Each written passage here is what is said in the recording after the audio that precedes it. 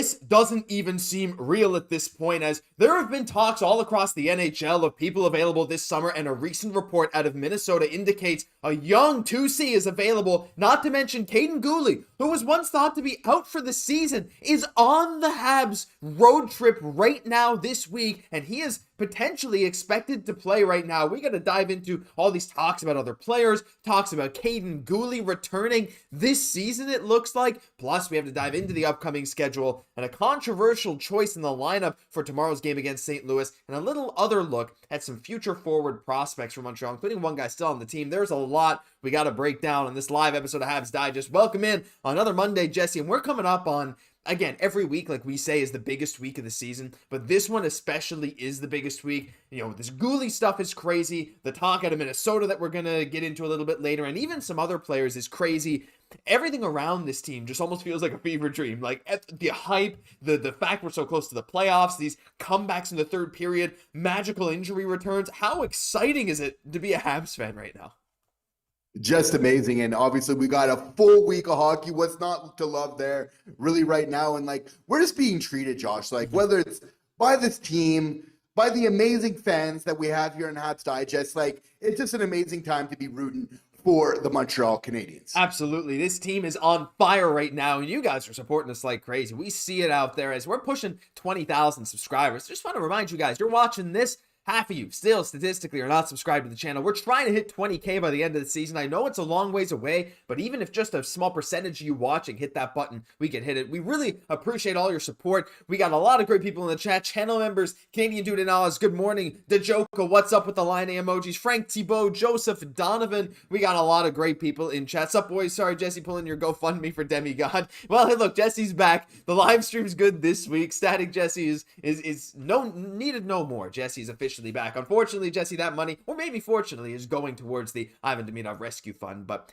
you know, before we get into Demidov, I want to talk about a guy. Now, look, we've seen some articles about this recently, but we've also seen him play very well recently, and we've been talking about him too, Jesse, and that's Alex Newhook. And guys, I want to hear your thoughts on this, because he's a bit of a controversial face on the Habs. I love him. I mean, you know, no stranger to loving Alex Newhook here. You guys know I'm a Newfoundlander. He's a Newfoundlander, born in the same city. He played basketball with my brother. His dad was literally my PE teacher in high school. That's not a joke. I'm dead serious.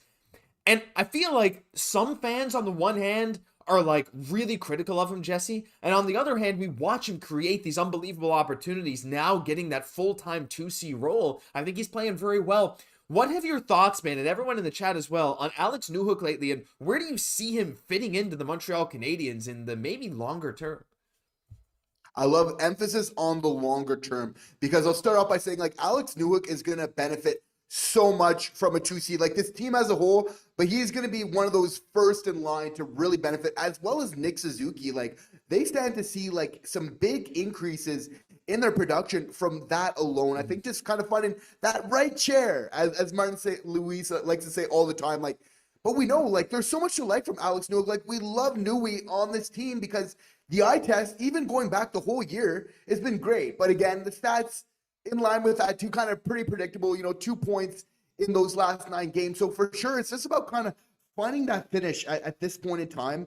But I think that it's really, he is going to benefit so much. Like, it's funny how, like, he'll probably get more points going down next year playing on the third line than playing as a 2C, right? It's kind of funny, but it's actually be a little bit, of a boost up for him. So I love to see when he'll get that right opportunity to really make that proper assessment of this game. Yeah, it's tough too, because like we've seen him like all around the lineup. We've seen him even have time on the first line, and it didn't really work as well as we may have wanted when that happened. But, on the second line right now, he is creating chances like crazy, whether on that PP2 or even at 5-on-5, 4-on-4, that's when he thrives the most. He is the fastest player on the team. He won the fastest skater, right? This guy's unbelievable, and he leaves Line A and 1 in the dust sometimes. But right now, as we've mentioned before, even when Owen Beck was up, this second line is one that isn't getting a ton of runs since Kirby Dach went down. Like, the second line recently has been getting more, but even with a guy like Newhook centering it, it's like they have been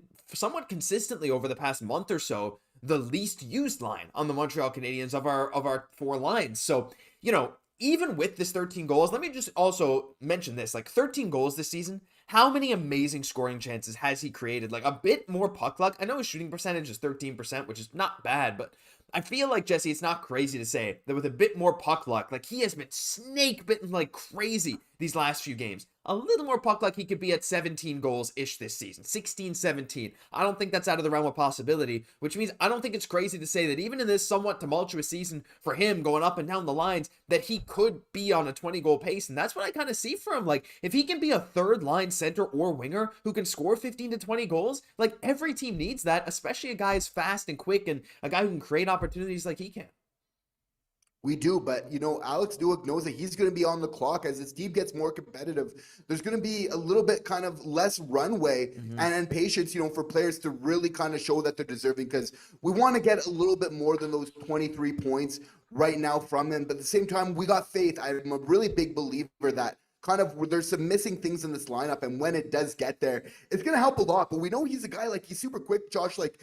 And viewers, like, do you guys think he, like, of the opinion, like, that he should use that quickness, but then once he's kind of in close, should he kind of slow down so that his head can kind of go with his feet? Because sometimes things are going too quick, and that's why he doesn't finish. It's maybe take that. I know that's a little bit easier said than done. Yeah. Sometimes you don't want to be putting the brake once you're getting into the front of the net where things can be hairy. But do you think that that makes, like, any sense at all? It's like, use the speed, but then just take just that half second just to slow it down, make that calculated play, take it from there. Like, am I speaking gibberish, or what do you think about that, John? No, I mean, I think you're bang on. Like, but I think he also just needs these reps in game too. Like, the fact he's trying this more now than I think we've ever seen, like, I think that's a good omen that he's going to get used to it, going to learn what works, what doesn't work. And so seeing him try this makes me happy. I think it makes you guys happy. And a lot of the fans are saying, look, he was on the third line when they won a Stanley Cup. He's a third liner going forward. And I think we're all kind of in agreement there, right? Like, this guy is going to be, he can play time on the second line and he won't look out of place, but he's going to be a really good bottom six player. And I think that's totally okay. So I love the thoughts on Newhook here in this chat, but Jesse, we got to get into some super chats here. And the first thing I got to talk about is Simon Desjardins, our Hall of Fame tier member. Simon, fantastic to see you as always. Has gifted 5 memberships. If you hear your name, some of you have already seen it, you now have a channel membership. You can send these emojis that you see the channel members sending in chat.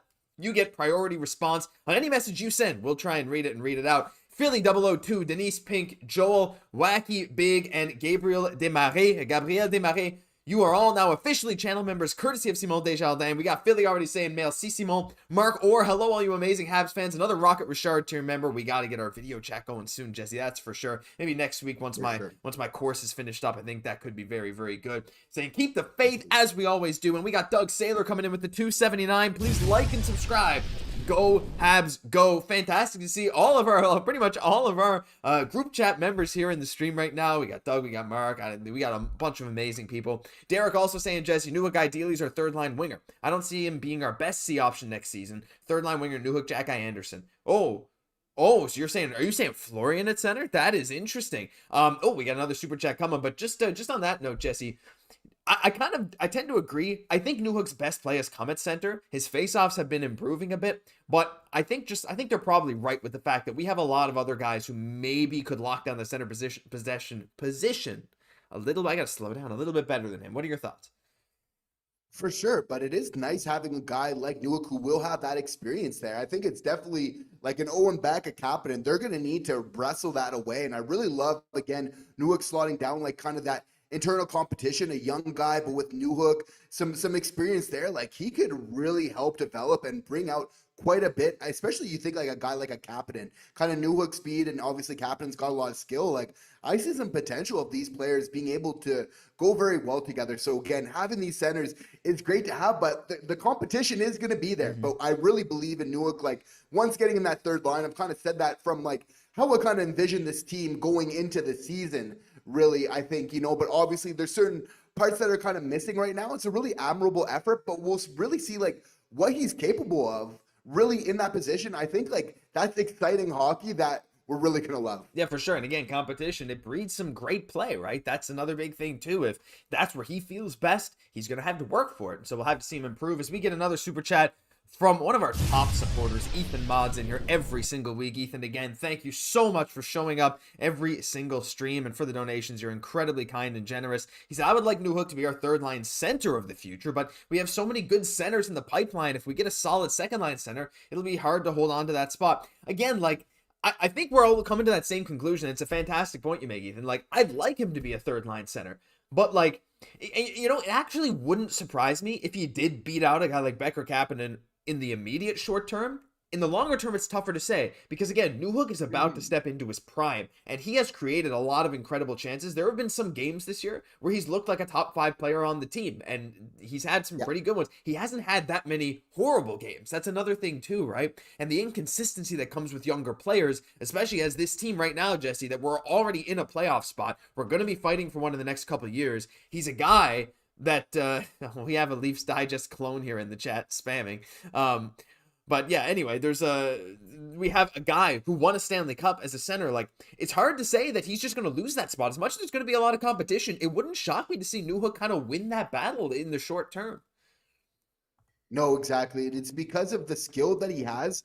Again, I love seeing him on the power play, even on the rush. Like, you just see like how this is such like an effective player. And we've seen him a couple times on the power play where he just enters the zone so easily, where he's like, let me just take it down Main Street to the net here, because again, he's almost scoring like some highlight reel goals, and he has put some of those back in the net in the past as well. So again, he has that skill. I think it's about just kind of picking his spots once he's in close. But again, it's that hustle, which we know and love, which we see up and down this lineup. We got a little bit on every line, which I think is a big part of this team's success. Like, even though he's not getting points, like, he's doing that, and he's kind of representing that toughness on the second line there, which I think is absolutely, you know, so important for this team to kind of have that proper balance and makeup there. So again, it's not all shown on the goal sheet of what he's doing, but like, it's just going to add up over time. We're really going to see his game, I think, just steadily improve. And that's why we want to keep him really in the fold, even though things are getting a little bit more competitive here. Yeah, his RFA status is coming up, I believe, after next season. So, like, you know, there's going to have to be some decisions made. But for now, he's still here. He's got a shot to do it. He looks like a great player. We're excited to see where it goes. I'm going to go back to the chat right now. We got some Habs haters. You know you're in other fans' heads when we're just cruising, enjoying our time. I can't remember the last time I thought about the Leafs, and we got Leafs fans coming in crapping on the Habs because they can't win games. Oh, it's kind of sweet in a way, you know, not to be divisive, but it's like, sorry, I don't think about you guys at all at this point. But anyway, we got sorry again if I don't read your chat, guys. We read channel members in priority. Even them might miss some. I'm going to try to get to them. But we got Mark Orr saying having a winger with Newhook's speed is more important than a center with that much speed who has to come from the D zone instead of getting a Hudson or Reinbacher pass. Very interesting point as well. And I think that, yeah, like, we'll have to see how this all fits in with our future core here. But a winger with Newhook's speed, I mean, look, he's shown he can create some incredible opportunities. Good point. Dach is saying, hey, Josh and Jesse, if Habs make the playoffs, are you growing a playoff beard? I think you already got one, Jesse. This is about as good as it gets for me. I'll be honest. Nothing comes in here. I would love to say I would. What do you think? You gonna grow that one out a bit? I mean, you've had bigger ones in the channel's history. I have for sure, but no, that's it. I will let it grow throughout that period. I got faith in this team to go for a run. Once we get in the playoffs, I won't be touching it any further. Oh, I love that. Oh man, like I would. You know what? Maybe I could, but literally all it's gonna do is like this, and it's gonna look gross. We'll see, because nothing grows here. Nothing. I wish it did, but Derek said, I'm surprised Newhook isn't used more 3v3. Me too, but we have a lot of really good players, and that's a good problem to have. I think that's kind of where it starts and ends for me. Frank saying you can have an abundance on centers, just not too many centers. Oh my goodness, Jesse, we got a $100 donation, the first live stream donation from Doofus Rex. Do I recognize the username? Hi, oh yes. Hiya, Josh and Jesse. Here's a little present from Team Muffin Mouse. We wish you had a PayPal account so all the money could go to you. You guys make Muffin Mouse smile from ear to ear every time she watches you. We're hoping you give her a shout out. Go Habs, go. Well, honestly, thank you so much, Doofus Rex. Biggest shout out, Jesse, to Muffin Mouse. I wish I had a way to show an animation or something, but that is unbelievably generous. $100, like it's seriously a pleasure to do what we do every single day. And I can't thank you so much. And Muffin Mouse, thank you for your continued support, because believe me, we know that you've been here for us for a minute. This isn't your first time supporting us in a big way. We really appreciate it. Always the great vibes, the community. We see the emojis in the chat. We really appreciate you so much. And to be honest, like it really just, your kindness there is really just making our day. Yeah, unbelievable, seriously. And yeah, like, we maybe considered stuff like that because YouTube does take a cut of it. But again, like, we're not in this for the money. Like, the fact you guys are supporting us like this is unbelievable. I mean, maybe someday, but it's donations like that seriously, like, thank you so much. Unbelievable stuff. We got Simon giving, holy, yeah. Guys, leave some love. Can we just get everyone in chat who can type right now in chat? You don't even need to be subscribed. Just say shout out Muffin Mouse. That's all we want, because we are a community here. There's all of us together. It's not just us hosting this. It's just as much, every single one of you guys is just as much a part of this whole amazing thing right now as we are. And that donation just goes to show, the unbelievable stuff that we can have this level of support. So shout out Muffin Mouse. We got the chat rocking, Jesse. I mean, I'm unbelievably happy right now. I'm super pumped about this, and it's a good omen right now. The good vibes in chat are coming as the Habs are doing good, and I couldn't be happier. Exactly, and it's just so much excitement, but obviously, like, we're always just so humbled by the support as well. Like, how can it not, right? When we just have amazing viewers like we have that just every day that are just showing so much love, that are helping to support us to help make this channel a reality. So I mean, like, we're just sometimes you just get blown away and you just don't know kind of what to say. It's kind of one of those moments, but we just thank you guys for always being there at those key moments and really having our back. We're really just completely so appreciative. Yeah, absolutely. And looking at the chat right now is what makes this what it is. Look at the amount of shout outs, look at the amount of love and positivity. That's what we love to promote here on this channel, right? Like, as much as some people, like these Leafs fans coming in to bring it down, we're so positive, and this is why you guys are the best fans and the best Habs fans on YouTube. And I say that with like so much confidence. We have such a great community here, so thank you so much to everyone. Let's go. I'm so hyped to get $100. Unbelievably generous. Thank you so much. Let's get into the next stuff, Jesse, because we just got some more positive stuff to keep talking about, and we got to talk about the Habs' upcoming road trip. We're road tripping this week, Jesse. We got 4 games. We got 4 games this week. We got the Blues tomorrow night, 8 p.m. By the way, that's the last game this year that starts after 7:30 Eastern. Thank goodness there's no more later games. St. Louis tomorrow, in Philadelphia on Thursday, in Carolina on a back-to-back on Friday. That is tough. And then we got Florida in a matinee game on Sunday. So, Jesse, we don't have like more than 2 days in between games at all, except for between St. Louis and Philly, because you're 24 hours from Philly to Carolina, and then you don't even have 2 full days until you play the Panthers again. This is probably the toughest stretch of this last part of the season. We do have back-to-back against Ottawa and Toronto later this season, but right now, this is honestly completely.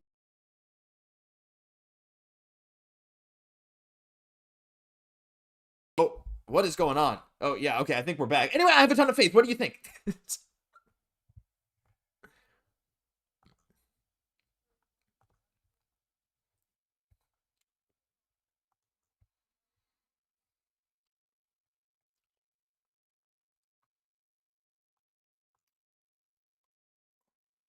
Oh, one second, Jesse.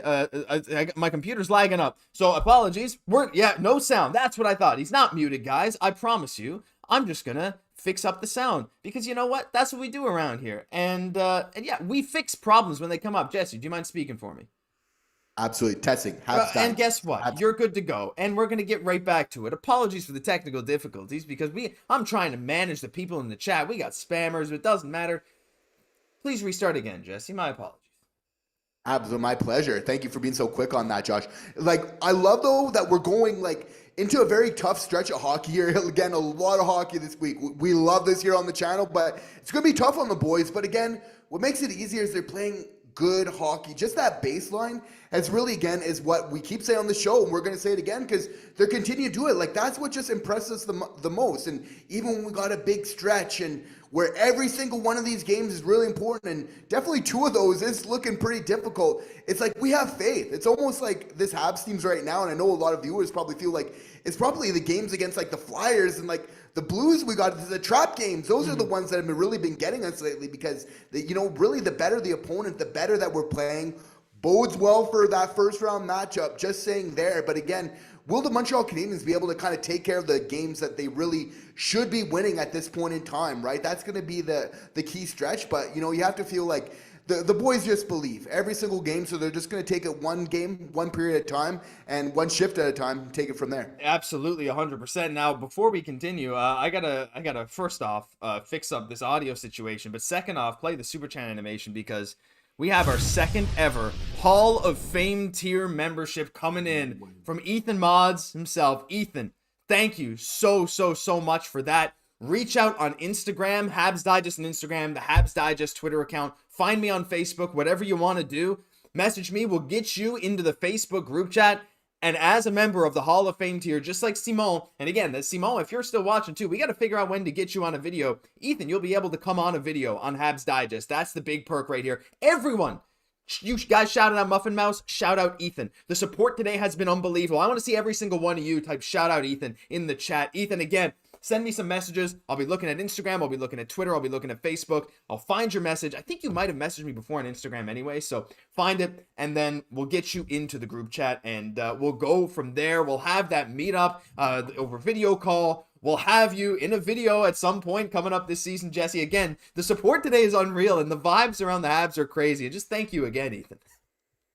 Vibes immaculate with the team. And again, Ethan, can't wait to meet you. Appreciate the support so much. Like, just absolutely unreal, right? And this is a time where the team is coming together, and obviously, as a community, that's why it's so important that we're doing these lives and kind of being able to chat, right? Because we want to talk how we feel and, kind of going down the stretch. What does this team kind of need to do, right? So we're strategizing and obviously showing our love for this team that really deserves it right now. Yeah, oh, absolutely. And you know what? And again, like we said, like our channel members and even everyone who's kind enough to send chats in here is unbelievable right now. And we got Frank with the super chat. We need chat moderators because of the spammers. That's what I'm wondering too. So hey, by the way, I'll just call this right now. If any channel members, anyone that's been around for a while and I'll recognize you, anyone who's currently a channel member, if you'd like to be a moderator, even if it's you, Simon, or something like that, who just also re-upped the Rocket Richard tier membership. Simon, thank you so much. I had to bring it down a notch to Rocket Richard, but shout out Ethan Mods. By the way, how good has Reinbacher looked? Absolutely. Simon, hey, no problem. Once a Hall of Fame member, always a Hall of Fame member. There is no ifs, ands, or buts about that. It doesn't matter. You show that support one time ever, you're in for the long haul. Ethan saying I'll be a mod. Look at that. Ethan, here, you're a mod. You can, there you go.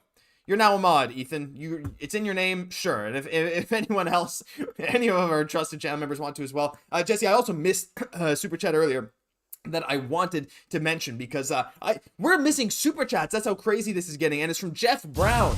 Josh, you should screech Jesse in live on air. Go Habs go. The $5 donations from Jeff. Jeff, I didn't miss your message. I had to get back to it when it was due.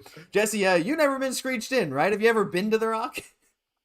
No, I haven't. I do have family from there, but no, I kind of know the process a little bit. Like, I don't know. We might need to make that happen on a live for sure. I mean, hey, look, I don't know how I'm gonna get screeched to you, but that's not the easiest thing. But we'll figure something out. I don't know how I can get we'll get a virtual COD. We'll get everything all set up. So unbelievable stuff. There we go. Look, Ethan is now the mod. No spamming chat. Ethan, feel free to just again, if it's obviously trolling, just hide them from the channel. If it's if it's just stuff like that, you see, like that was just spam. They said they were loving us, but it's a Simon Benoit fan account. So they're clearly just there to troll us. They're making new accounts right now. Feel free to just put them in timeout or mute them. You got this, Ethan. I trust you. My goodness. Jesse, there's so much we got to talk about. The support's been unbelievable. I'm riding a high right now. But there's one thing I wanted to talk about as we get back in here. Joseph saying, I'll be one if you want. Look, there's a few people here I really trust. We're not going to give everyone moderator, but there's a few people I definitely trust in chat there. So we'll give that to you as well, Joseph. You've been here for ages, so thank you so much. The goalie decision, Jesse. Oh, crap. One sec. I got to fix the audio again. Let me just copy this. And now back here. And now you're good. So I want to hear your guys' thought in chat. I'm going to make a poll as well. We got Monty starting again. Confirmed Tuesday against St. Louis. What do you think? Do you think this is a good decision? I see a lot of people, Jesse, a little upset saying, look, he needs a break. His last 3 games, he's only had like an 870 or 880 save percentage, whereas Dobesh hasn't played in a while. You want to keep him warm. What are your thoughts on the situation? You know what? We're getting points right now, and that's what really matters the most. And again, I love that we're kind of, as a fan base, that we're setting our standards high. And for sure, there's maybe a couple goals, which even, Monty himself wants back. But, I'm still remembering those big saves as well, Josh. I'm sure we all remember that big right kick save, going to that glove. Kind of the timing of some of the saves as well, some big ones that he's been doing. For me, that matters, So Montembeault's got some brownie points. I think this team just getting points right now is probably helping him kind of get into my good books right now. But that being said, that's the beautiful part about having Dobeš is we know we got somebody there who we can rely on, which is the whole point of kind of bringing him up. I love that we have this confidence that we feel like we could go to our backup goalie at a key point in the time. So many fans and feel like this guy can get us a W because Dobeš will be big for us down the stretch. You have to see we're having some back-to-backs. We're going to see Dobeš here. So that being said, because it's big week hockey, I don't mind kind of starting this week off with our 1A and kind of taking it from there. I think I'm completely on board with you, and I'm going to make my case as well. 65% of the fans are currently saying Monty is the right choice, and here's kind of my thought process, right? You could start Dobeš, but right now you give Monty a 2-day break, right? You got the Saturday, you got the Sunday, you got the Monday off, and you just let him chill. And you go to St. Louis, you can start Monty on 2 days rest. And look, Monty on 2 days rest has been pretty good this year. And then my guess is you might even run Dobeš Thursday. Either that or you run Monty Thursday and then Dobeš back to back, or Dobeš against Carolina, Monty against Florida. You can give Monty breaks in between games if you need to. I think on 2 days rest, it just makes sense. He's your number one. You go with him for a reason. And you made such a good point there about the back-to-backs coming up down the stretch. We're going to see plenty of Dobeš. He's still going to be able to fight for his chance, as I'm going to end the poll there. 65% of people are saying Monty's the right choice. Very interesting, because we're seeing a bit of backlash about this choice online. But, I totally get the people saying, it's maybe you wouldn't want it, but a lot of people in the chat there, look, I think Dobeš will get the game versus Philly. We got Joseph saying, hit them likes, y'all. Well, yeah, I haven't asked you guys for likes. I mean, you guys have been supporting like crazy. We don't even need it, but look, we're 26 away from 150 likes. That's a nice goal we'd like to hit. We got 400 people in here. Why not hit the like? That'd be amazing. And we got Montesh. That'd be cool. Monty, Dobeš, Monty. That's fine. I think we need to give Monty a break. That's also possible, Ethan, because I don't know. I think, Jesse, though, probably the team and Marty know more about Monty's stamina and whether he needs a break than us. But I get the point, but also Monty's been a workhorse for a couple of years now, and I really don't think starting him, especially on 2 days rest, is going to be too hard on him.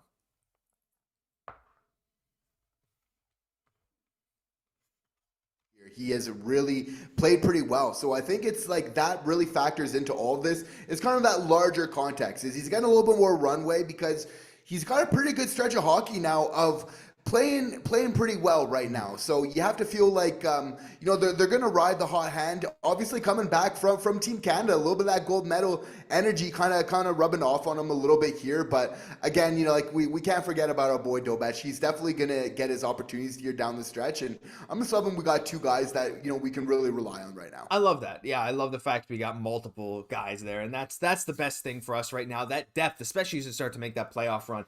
But I think it's time we shift gears. We're heading into the main event for all of you. Well, we got a two main event. It's like WrestleMania night 1 and night 2 right now. We got night 1 main event right now. We're talking about the future and talking about depth on the team. What's been the number one thing we've been hearing but that Kent Hughes wants to look for, Jesse? It's a 2C. That's it. That's what we want, right? And there's been a lot of talk around the NHL lately about who's available, who's not. And I want to show you guys something because, as a lot of you may know, I am a Minnesota Wild fan as well. They're my second favorite team in the NHL behind the Montreal Canadiens because they are my ride or die number one for sure. But, I keep up to date on Minnesota Wild news, and I was perusing Reddit the other day, and this comes from Michael Russo, who is their number one reporter. He's basically the Arpin Basu of the Minnesota Wild, except you could argue he's even more tuned in. He is one of the top, tuned in insiders in the league.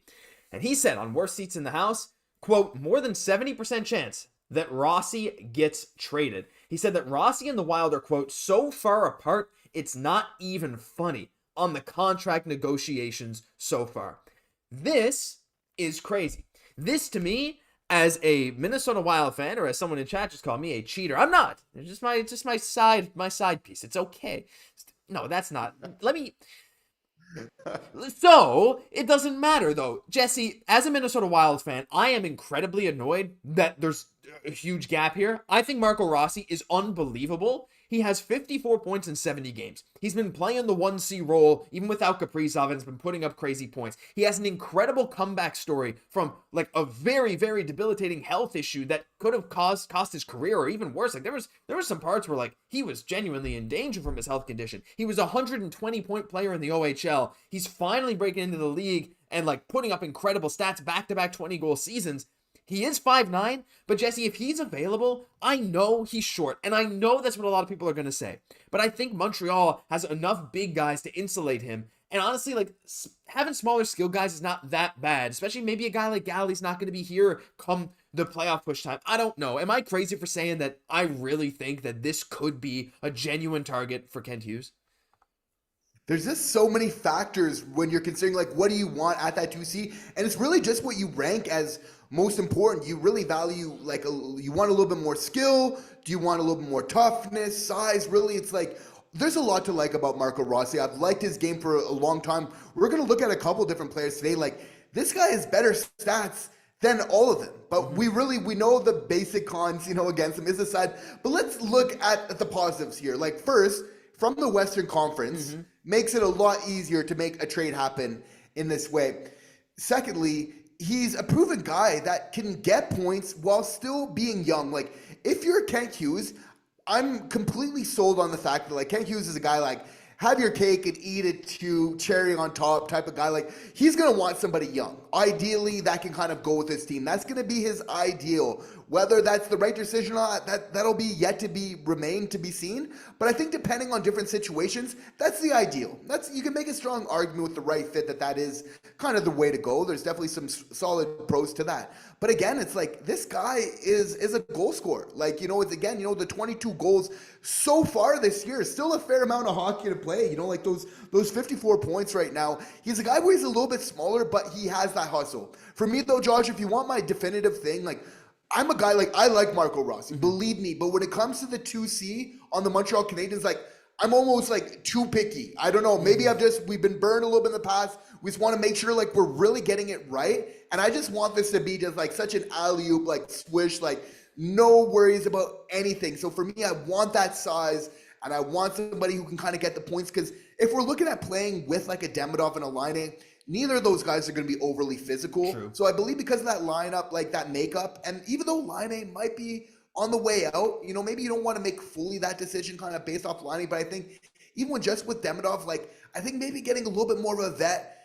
guy that plays a little bit of a heavier game while still being able to get those, plus 20 goals, 50 to 60 points is the ideal. So anyway, it's all that to say, I'm going to pass on Marco Rossi, but there is a ton to love about this kid's game. Yeah, I love him as a player. I think he's phenomenal. You watch him play, and it's like, this dude creates magic, right? Like, he is so good. But I agree with you in, like, the size physicality is not necessarily fit. Not to mention the Minnesota Wild want players that are good right now. And that's not the kind of stuff Montreal's readily willing to give up, right? Some other teams may be willing to do that, and we also don't know how much he's asking for in these contract negotiations. If he's that far away from Minnesota right now, like, is he asking for $8.5-9 million?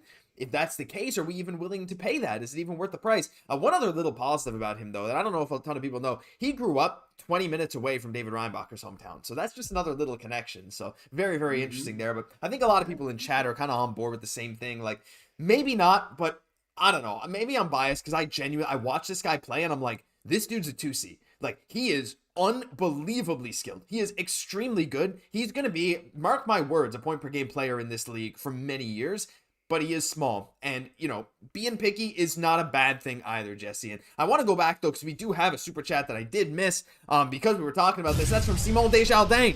Simon, thank you again so much for the generosity. $5. Pound the like button like Xhekaj pounded Middleton. Yeah, absolutely. My gosh, did he ever beat his face in that? To the ground. Yeah, that's right. There we go. We're at 154. Why not go for 200? That'd be crazy. Have we ever hit 200? Probably during the draft stream. But we got 430 people in here. Let's push for 200 likes. You guys like clicking the button, seeing the number go up. We love it too. A lot of people though in chat, Jesse. Some people are saying Horvat. Some people are saying Horvat is old and washed. I talked to Patrick, our host at Islanders Digest. Go check out the Islanders Digest if you guys want a little insight over there. And I was trying to get some inside scoops on the Isles, Jesse. Now, I do see Byfield's name in here as well from Derek Rendell, and I think we will mention him in a bit. But I do want to just touch on the Islanders briefly. He said there is no world where Lou Lamoriello ever trades Bo Horvat. Islanders fans are braced for this team to keep trying to compete, as evidenced by their extension of Kyle Palmieri. They're probably going to try and keep Dobson, and yeah, they traded Nelson, but apparently what they want for Horvat is a 1C type of player. Like, you're not going to get him for nothing, and we watched him play. He looks great. Every team overvalues their own players. Like, to get rid of a guy that you don't want to get rid of, you're going to have to overpay. That's just how it is. Like, if a team wanted to trade for Nick Suzuki, you're going to have to give me stuff that equals more than Nick Suzuki if I'm ever even considering it, which I never would, right? So it's a similar situation there where Horvat has a big-time leadership role with this Islanders team as well. But there is another guy that he actually did say that they may consider moving depending on the situation, Jesse, and that is not Marco Rossi. It's not Quentin Byfield. Whoops, it's Matthew Barzal. Now, he's been hurt for a lot of this season. He did say that if they were to trade Barzal, it would take a haul. He said it would probably take a Demidov level prospect, though I'm convinced that you could get him for less than that. I think that's wishful thinking, and I know you do too, Jesse, but he's an interesting guy. Like, he's a very good player. He's a dynamic player, a little bit injury prone, but in terms of skill, again, he's 6'1", he's 27, he's in his prime. This is the kind of guy that you could confidently slot there in your second line. And he would work, and he's a playmaker as well, which does fit with finishers very much in Patrick Laine and Demidov. This is a guy where he's got 80 points twice, and over 80 points twice in his career, 80 points in one year, 85 in another.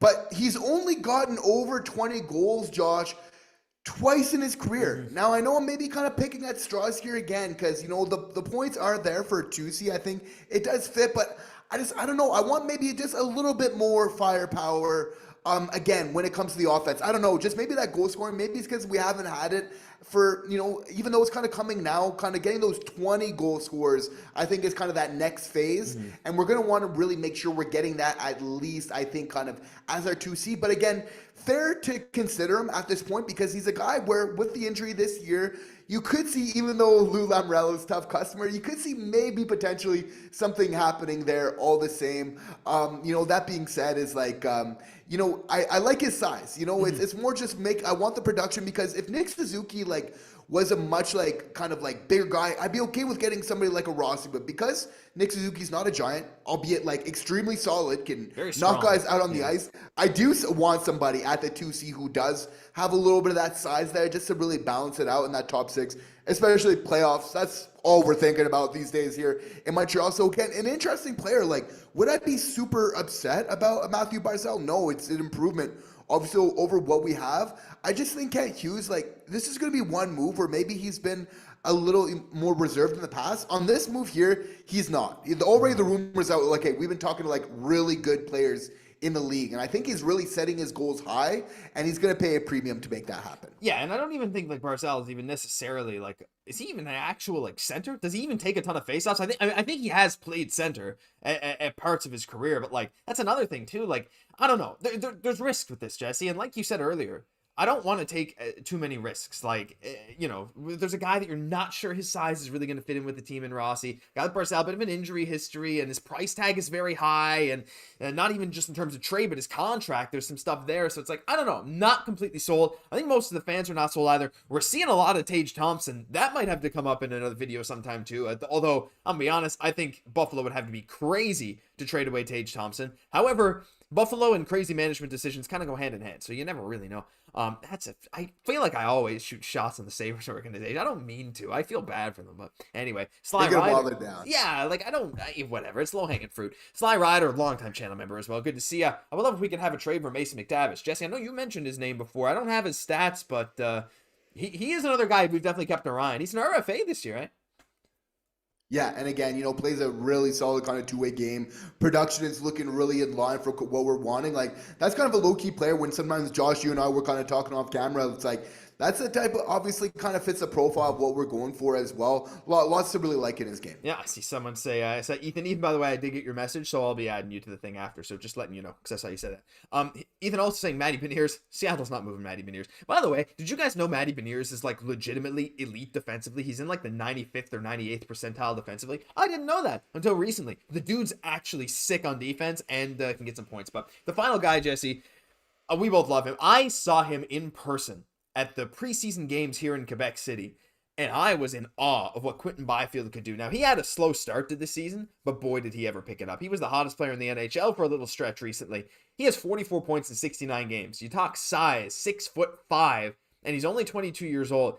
He is, in terms of numbers, point production, it's funny because last year, almost identical to Slav. This year, almost identical to Slav, right? A few more goals, a few less assists. It's crazy, but he plays center, right? And his trajectory looks unbelievable. When he's on the ice, he dominates. Like, he is one of those guys. Slav passes the eye test a lot of the time. And you'll see a lot of games, especially recently, where he is playing physical. He dominates. Byfield is one of those guys that he has this incredible speed to go along with his size and physicality. I know, Jesse, that it's going to be tough to get him away from LA. We heard rumors around the deadline that he may be available stemming from Nick Kyprios or someone saying that. Sort of, kind of shut down, not formally shut down. But if there's ever a world where he's available, he's one of those guys that it's like, his trajectory, to me, is one of those that, like, you're never going to regret paying a guy like this, the amount of money he's going to be worth. He's going to be so solid for you, playoff-style hockey, and he's, in my opinion, he's going to be one of these guys that's going to be getting you between 60 and 70 points as your 2C at a 6'5" center. Look, if he's ever available, I think, to me, like, him or Tage Thompson, one of those guys is probably one of my top targets.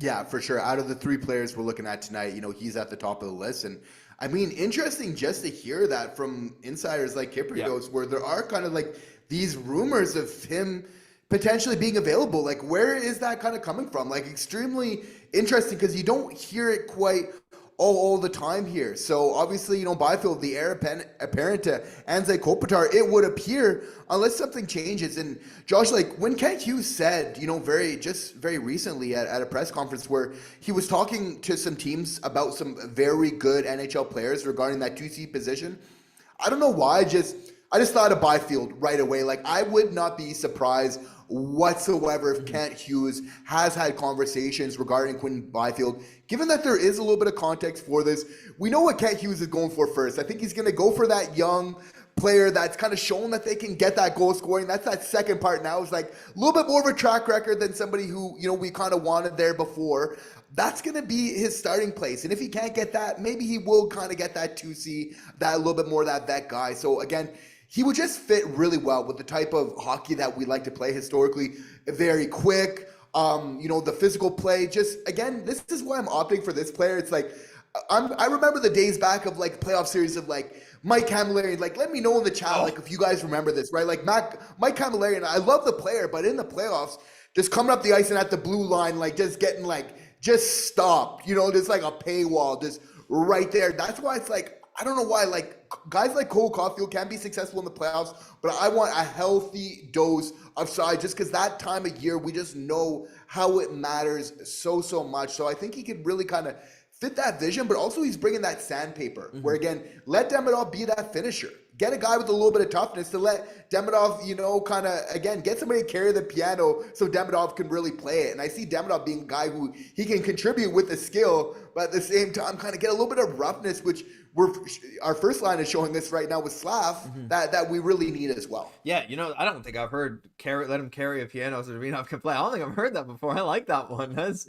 the finesse. He's Russian, too. It makes sense. So, no, that's really interesting. And I think you're right. Like, because again, I want to make a point that, like, we're not just saying like small equals bad, tall player, heavy player equals good. That's not always how it is, right? It depends on the team composition. Like, if Cole Caufield was 6'2", and then I think we'd be talking about a different story, because if we're talking 2-3 years down the road, like even that, like that little bit, and then we're saying like, look, Rossi's our only real forward that's below like 5'11", 6 feet. That's a different story, right? Like it's all about team composition. You don't want to have multiple weaknesses throughout the lineup that even have the possibility to be exploited. And historically, Stanley Cup winners have some of the heavier teams in the NHL. Statistically, you can go back and look at average weights of these teams. I'm pretty sure most of them are in the top 10. It does matter as much as we sometimes say it doesn't. And look, I know players individually will get theirs, even if they're tiny, right? We've seen it. We've seen Caufield be amazing in a playoff run as like a rookie, right? Like you can still do that. But when you're building a perennial cup contending team, there's a reason the Avalanche went and traded a guy like Middlestaff for a guy like Coyle. there's a reason teams do that kind of stuff. So I want to get a final look at the chat, though, because there's a lot of people talking. We got Simon Desjardins. Keep talking about Crosby. Like, it'd be crazy. I know that's one of those guys that would just be such a difference maker. But we got to talk about Guhle in just a second, as we have almost 500 people in here on this fine Monday. Thank you all so much.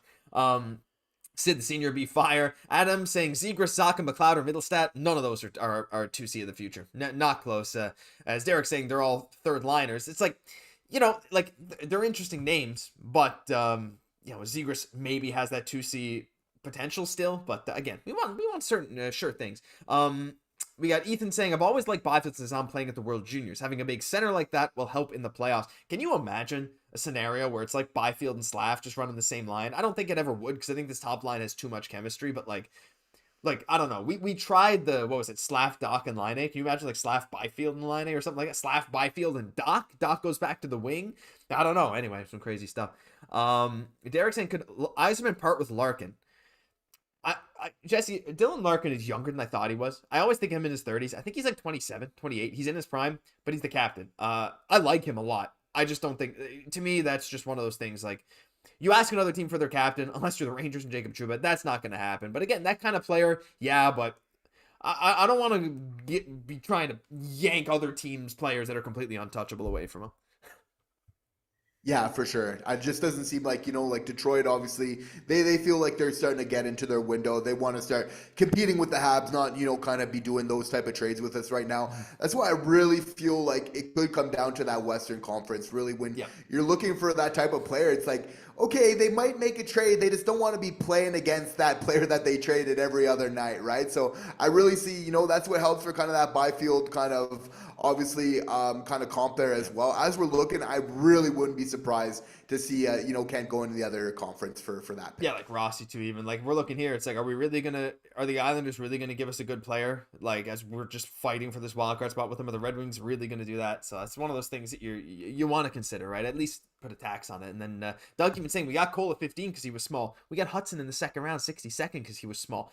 Again, you can get impact players, and they're good, but, at the end of the day, there are some big ones too. Mark Orr saying, just to say you were wrong, Josh, there are 2 more games after 8 p.m. this year. The first 2 out west in the Cup Finals that we win. That's the kind of vibes I want going. Absolutely, Mark. What a great point. Yeah, absolutely. We're going to have at least a couple more games after 8 p.m. We'll be ready for those late nights come Stanley Cup final time. And you know who's going to help with that? Oh, first of all 516 of you. But Jesse, we got to talk about our boy, because he's back. He's back. Kaiden Guhle. We're transitioning. This is, again, to go back to this title of this video, this doesn't even seem real. This doesn't feel real.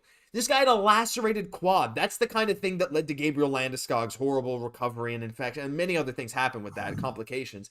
But like, a lacerated quad, we thought, done for the year. Absolute certainty. Most people were saying, like, yeah, just don't expect him back. We were hearing, like, look, he's not going to be rushed back. Like, unless he's at 100% for sure, and we're in that playoff push, there's no reason to bring him back. And then all of a sudden, he's skating. He's skating today in a regular jersey, and he's accompanying the team on the upcoming road trip out of nowhere. Like I don't even know. It's like the glass shattering Stone Cold returns, and it's like, I don't know what's going on here. I'm going to play this again. Look, you'll have to sit through a filthy Rossi backhand before we get to the video of Guhle playing on the ice. Sorry, not sorry. What a goal. Anyway, but Jesse, the fact that Guhle is out there, he's on the ice, he's with the team. This is something I genuinely was shocked to hear. Like, there's a world where this guy is playing in the next 4 days. How did you even process this when you heard this today? I'm still in disbelief, because I was figuring it would be like the Rudy moment where they make it in the playoffs and like he's there for kind of the first game to add this lift, but it's like he is very much welcome ahead of time, building that chemistry for this team that has largely stayed healthy for the large part. Again, I think that's been so important right now, just keeping our lines together right now. So him getting back into the mix that really helped this team secure this final playoff spot is going to be huge, because Kaiden Guhle is just one of these guys. He just does nothing but just help this team. Even with the team that's playing good right now, that's having kind of some good mojo chemistry, Kaiden Guhle, again, is one of those guys you can just kind of throw in the mix, and he is just going to help, especially at a time of year right now where the hockey is getting chippy. This is really where he's playing the best. Josh, but like, there's some implications of this, like he is on the road trip. We could expect to potentially kind of see him here. Who's coming out? Is it Xhekaj? Is it Savard? I have a feel like maybe, okay, Xhekaj is going to maybe sit that first game out with, with our boy coming back, but it might be a rotation where it might be Savard one game, Xhekaj another right now, because I don't, what's your feel on that right now? That's the biggest question right now. And I want everyone in chat. You guys have been so amazing at sending these chats all night long. Who is coming out of the lineup, at least for the first game that Guhle's available? Because we're just assuming he's going to be playing before the end of the season. We got 13 games to go. It's basically, I don't want to say certainty, but the fact that he's traveling, to me, tells us a lot. Because this is a 4-game road trip. Like, it's good to be with the team, I guess, but who's coming out right now? Because you got arguments for a couple of guys. Struble has been so good with Lane Hutson. That pairing has been amazing. However, I think Guhle brings a lot to the table that Struble also brings. Struble's looked amazing, and I would not really feel great demoting him after he's been playing so good. But objectively, Guhle's a better player. And I think Guhle and Hutson, they looked good before Guhle went down as well. Like, we saw them together, and it worked. I don't think Struble necessarily deserves that, but at the same time, like, we're in a playoff rush. However, also at the same time, he's coming back from a lacerated quad. Do you really want to put him out there with Hutson and like where he's going to have to cover maybe a bit more defensively? He's going to be eating some heavy minutes. You might want to put him on the third pairing first. And I don't know what Montreal's plan is. I feel like they're not even going to ice him unless they're sure he's 100% and is ready to go right back to where he was. Because I think there's no point otherwise. But then again, when you're in a playoff push, Guhle's going to want to get back as early as possible because that's how hockey players are. My guess, I think it's... based on play, I think it's Savard, but Savard blocks so many shots. He's been so good. And I think we just go back to Xhekaj Struble and you put Guhle with Hutson, or you even go like Guhle Xhekaj, but even then, you're putting another lefty on the offside, Jesse. I'm gonna be honest, I can't decide. It seems like the fans can't really decide. It seems like a lot of them are saying Struble's the one coming out of the lineup and we keep Xhekaj Savard, but honestly, I think it's going to be one of Xhekaj or Savard simply because that pairing has statistically been Montreal's worst in most games. And a lot of the times, like, look, we saw some defensive lapses from them. I don't mean to dog on them, but it's like you're in a playoff push. That third pairing stands out as the worst, especially as of late. And injecting Guhle in there to fix maybe some weaknesses they have in terms of mobility or whatever it may be, I think is maybe your best bet. But honestly, I think it could be any of these guys. For sure. And that's why that third pairing is getting backed up in their own zones. Mobility, they're wanting to make sure they're not getting beat, so they're basically bumping into Montembeault. But they're, having a guy like Guhle there to, again, really kind of challenge on that is going to help quite a bit. And I can't believe, like, I'm alluding to that I think that Kaiden Guhle should play on the third pairing for the Montreal Canadiens. But for me, that's what makes the most sense right now. I definitely don't want to touch Hutson Struble. That's been my favorite pairing for the Habs right now. I'm happy with Carey Masson. I don't want to touch that as well. So it really comes down to Xhekaj Savard, really. And you might say Xhekaj maybe is the kind of first guy to kind of go keep Savard in his natural position on the right and then kind of get Guhle, obviously Savard, the vet dues there as well. I can't believe that that's what could potentially happen. But for me, that's what makes sense. And with that, like, I'm really liking the look of like all three of our pairings, and we're having some serious quality on all of them, which again is speaking of the depth of this team, which is still underrated for the Montreal Canadiens. Yeah, it's crazy. And looking at the chat right now, like, I think people are having a hard time deciding. We got some very interesting talk here saying Savard is banged up. And look, you don't take a vet out unless they're banged up from WL. We got Sheldon, channel member, saying Guhle needs to ease into it for 3 to 4 games, third pair with Wi-Fi. Again, like, do you really want to take Savard out if he's fine? He's been blocking so many shots, but he has had a lot of trouble getting around the ice. I don't want to say trouble. It makes him sound like a geriatric old man. He's not. By hockey standards, maybe. He's a slower guy, but he still provides a lot of value. Like, it feels weird to say he doesn't, right? Now, Guhle blocks a lot of shots as well. But again, like I said, I think if Montreal, it depends on what Montreal's plan is. Like, if they plan to ease him back, if they're like, look, he's not 100%, but we want to just make sure he's like eased nice and back into this, like maybe even to get stamina, then yeah, like a third pairing. But it seems like a lot of people are saying it's Struble, and this is one of these crazy situations. I'm going to scroll back through chat here. What do we got even here? We got a lot of people talking here. I'd say Guhle sits until someone loses their spot. And Joseph says hard not to agree. That's an interesting one, Jesse. 7D and said back to Laval. Is that an option? Yes, it is, but Pezzetta would have to play. And I think you'd rather just like no, no. Is that even no? I don't think you need to. I don't even think you need to send Wada Laval. You could just bench him. But like, why? What? You don't need to send him back. I don't think. You just run 11 forwards. But that to me makes no sense. So it's like, I don't know. I don't necessarily agree with sitting Guhle until one of these guys loses their spot either, Jesse. I think to me it's like, you look at this decor, and in my mind, like, I mean, it's hard to say where Guhle fits in terms of how good he is. Like, Guhle at his best is second or third best on this team. Like, I think at his best, he's more impactful than Matheson on any given night. But Matheson's been playing more. Matheson's been great. Carrier has also been amazing, and Lane Hutson is Lane Hutson. So it's like, but regardless, you can't deny that Guhle is straight up better than Struble, Xhekaj, or Savard. I'd say even at like 85-90% of what he fully is. So like, you're in a playoff push. I don't think you have time to just sit Guhle and wait and see what happens with the other guys, because you'll never be able to. If you can't pull the trigger now, you're never going to be able to. Like, one of these guys makes a mistake. Hey, Cayden, now it's your time. No, Cayden's going to be a future. He's going to have the A on his chest in the future. This is a guy that needs to be back in the lineup right away. I'm not off base for saying that, am I?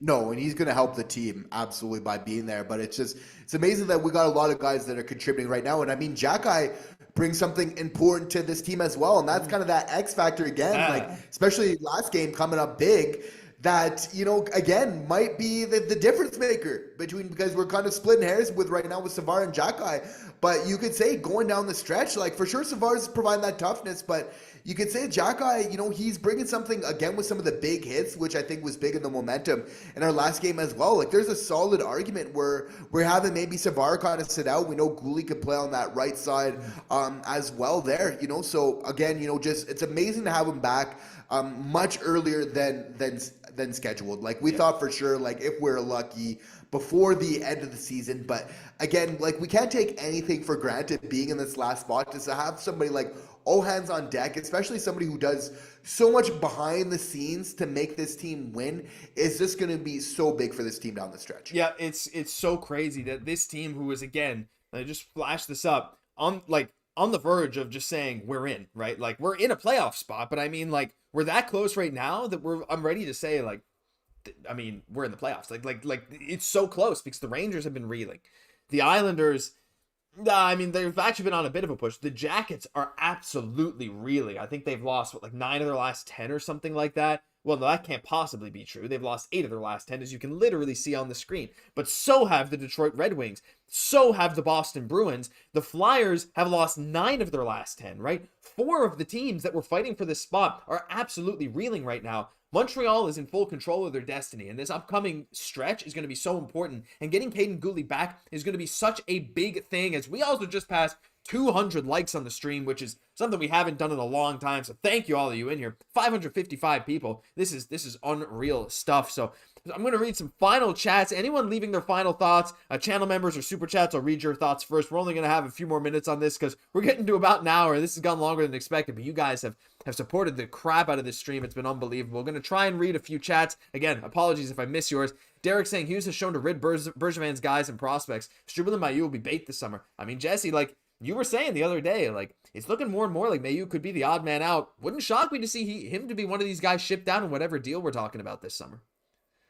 For sure, or a left-hand D as well, right? Because we know those right-hand guys, they're valuable as well. So definitely, it's amazing we have some options right now. But again, it's going to be that stylistic fit. The reason why Mailloux comes up is we're having a couple guys that offensively can do it. Like we say with like having, you know, kind of matching size and, you know, and skill. Obviously, that matters on the defensive end with having some defensive guys and offensive guys. So it's not, obviously, we like Mailloux and what he can bring, but obviously we just have so many guys that kind of fit that mold right now, which just makes it really interesting. And obviously, just the fact that we have so many prospects where we know, like, there's going to be some of them that are going to be part of a trade this summer along with some picks. It just really, the timing is there for that. Exciting to see, you know, how Kent can really make the most out of this. He's going to make the most out of it. That's something we know. Not sure what the exact package would look like. I think you're pretty close. I'm not sure what you're responding to there. McTavish or Byfield is going to take an overpay. I think it would take Kapanen or Beck, Mailloux, and a first. You have to give to get. I mean, that's the kind of thing we're talking about, right? Like one of Kapanen, Beck, Mailloux, and a first-round pick, maybe even more, right? But that's where Montreal can afford to overpay. Again, you want an established guy like a Byfield? I'd say he's probably going to take more than that. Like, you know, like we're talking a lot, right? Like, Anyway, like, imagine someone, Byfield, I think Slaf still has the higher ceiling, but imagine someone coming to take Slaf. What would you ask for? And I think that's kind of the mindset you need to think of if you're trying to think of this from the LA Kings side. We would accept nothing less than an absolute king's ransom for him. Now, again, we're in a different situation. His name has not been made available for trade, like reportedly Byfield's was about a month ago. So that does lower the value a bit, but, you know, just make sure we're not undervaluing too, because teams are not just going to give up their top guys for cheap. Going to take another quick look. Hit that like on your way out, folks. Thanks for coming to the best Habs stream in the interwebs. Well, thank you, Joseph. New mod, Joseph Donovan. We got a few mods in here now, which is awesome. Sheldon saying, final thought. When the time comes, you have to give to get. A trade to get a prime 2C is going to involve a little pain, but it'll be worth it. No matter what, it's going to be painful to see some of our guys go. But look, you know what's not painful? Playoff success. And it does hurt to see some of these guys go and probably not see the same success in other places, but it is what it is. Derek saying, thanks for the great Monday. Thank you, Derek. Mark saying, everyone hit like and subscribe to the chat here for free. Thanks for the live stream, guys. Keep the faith. Go Habs, go. Love to Cape Breton. Give her bye. Give her Jerry. Simone with the emojis. Drive for 25. Captain Mayu and out 2 first for Byfield. I love it. Where's the Caufield emoji? Good question. Have to get that there. And Jesse, any final thoughts as we end off what was an amazing Monday stream? 550 people in here. This has been an incredible stream and an incredible time to be a Habs fan. Absolutely. Thank you guys so much for the support. We're just looking forward, like we're just waiting for every single game right now. One thing we can kind of bet on is just knowing the Montreal Canadiens are just going to give it every single night. They're not going to mail it. They're going to fight tooth and nail to the final whistle. That's what we really love, right? It's like we're showing a lot of love to this team, and they've realized that. They're kind of showing it back to us right now by their effort, which is obviously just making it such an amazing time to really follow this team. Oh, it's been a pleasure to follow this team. It's been exciting to follow this team. It's been a pleasure to do these streams for you. The generosity today has been amazing, whether it's you, Ethan, new mod, now Hall of Fame tier member, whether it's Muffin Mouse supporting with a $100 donation, whether it's any of you other wonderful people, Simone, Frank, I'm just naming the people I see, Canadian Dude and Oz. There's so many wonderful people in this chat. I can't even name you all, but thank you all for supporting us. This is nothing without you, but that'll do it for this episode. This live episode of Habs Digest. If you enjoyed, like everyone said, leave a subscribe on the way out. We'd love to hit 20K before the season's over. I know it's optimistic, but you guys have shown us before that we can hit those crazy sub goals. So if you want to help us out, show a little support to us, that'd be the best thing you can do. I'm Josh Gosse, my co-host, Jesse Poirier. We'll catch you all in the next one.